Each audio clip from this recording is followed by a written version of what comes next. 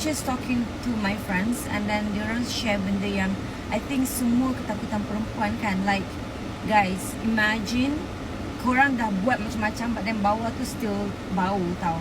Or yeah, sometimes korang tahu tak, because why?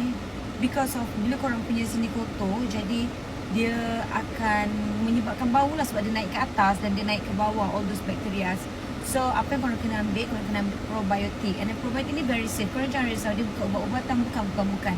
Dia adalah bakteria baik. And then bila korang kan banyak sangat bakteria jahat dekat bawah ni, sorry.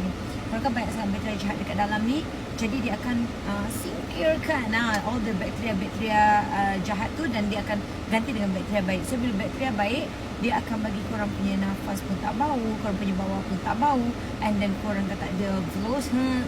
I tak boleh sebut dia overall sikit. Dia bukan untuk bagi kurang, bukan dia untuk kalau korang punya disebabkan kotor, jadi dia akan bloated lah. So tolong ambil yang ni, this is very good untuk korang.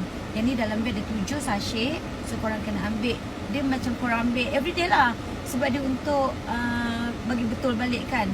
Dia bukan yang macam korang produk detox yang untuk bagi beriberi, tak. Dia akan betulkan korang punya beriberi tu.